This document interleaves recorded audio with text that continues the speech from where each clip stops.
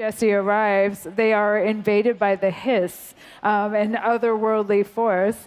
They kill the current director of the FBC, and Jesse is chosen to be the new director and has to get the house back under control. That's a rough first day. Yeah. Yeah, it's hard. Now, there's also, it seems like there's this, with the supernatural aspect, I know we're looking at this right now. I don't want you to give anything away, but can you tell us a little bit about how that affects the gameplay?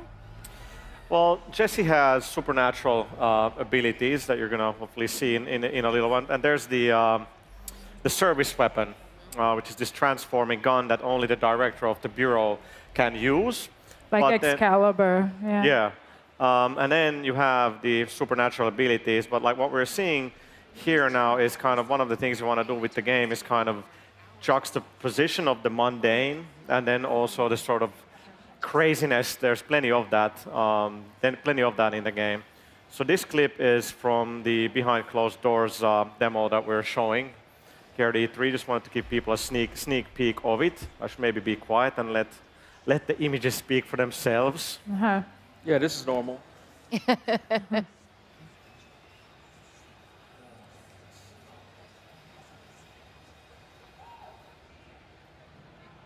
So it's very strange. We have some of the people that are floating, and then there's this other one that's actually not.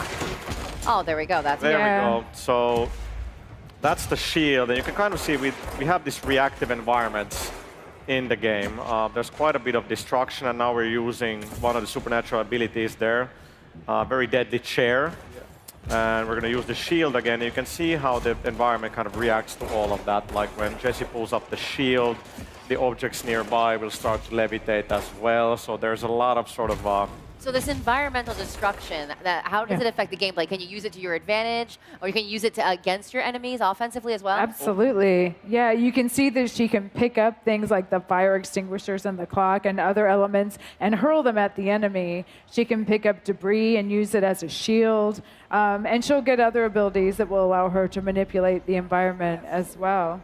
You're really trying to build like this sandboxy kind of thing with control, because you have your abilities, you have the service weapon, so players will have a lot of choice in kind of how to approach things, and of course they can cause a lot of really good looking destruction. So what brought Remedy to Control? Like, why did you want to make this game? Well, it's Sam Lake's vision, and as he was making some other games, working on Alan Wake and Quantum Break, he had some ideas that didn't entirely fit into those games, and so he sort of made a mental note that they were something he wanted to pursue in the future. And so coming out of Quantum Break, he revisited those ideas and had the oldest house idea, this sort of world within a location, constantly transforming and branching, otherworldly place. And from that, this whole idea of the Bureau rose, and there we have control. Now, we know that she is trying to defeat the Hiss and also figure out what this whole, trying to get control of this whole Bureau is. Are there certain quests that she goes on? Is there tasks that she has to do to get to the next level? Is it broken up like that, or is it more like open world?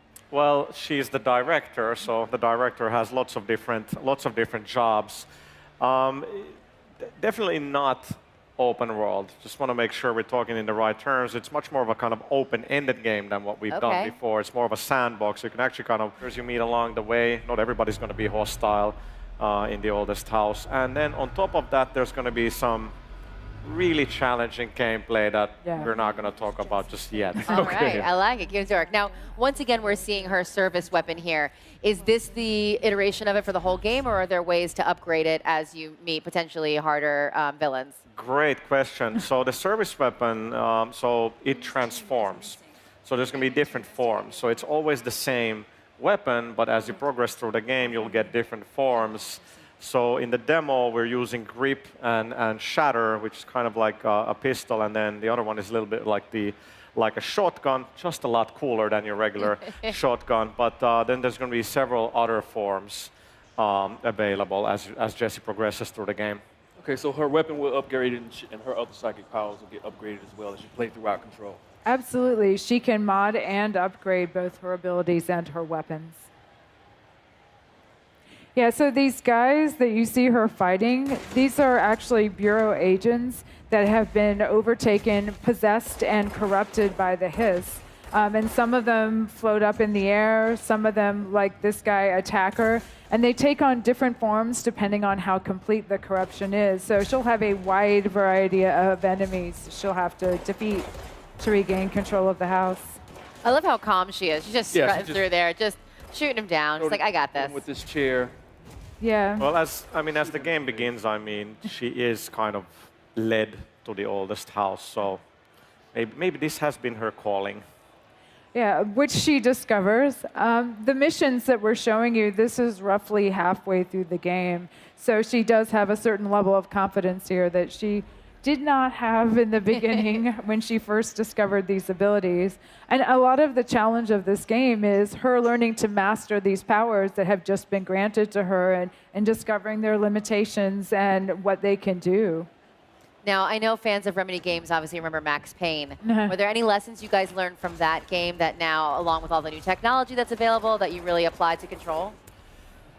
Yeah, I mean, you learn from every game, right? And we've internally talked a lot about, especially with Mixu, who's the game director on Control, how kind of Max Payne 2 really had everything. It had a great story, great action, a lot of replay value, and we kind of really want to make sure that Control has those same things.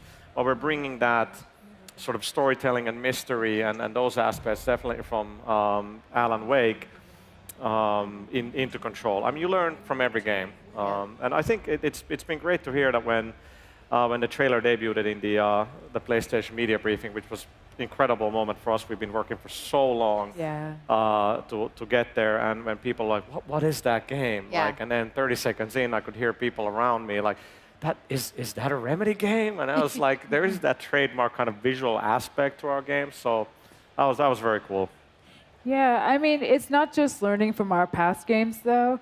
Remedy always tries to innovate with every game that we make. So we are taking some narrative risks with this one.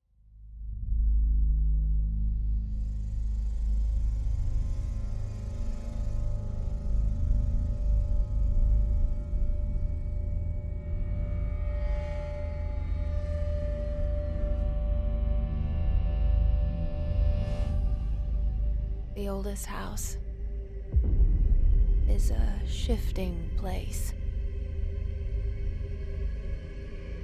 There are rules and rituals. You can keep traveling deeper.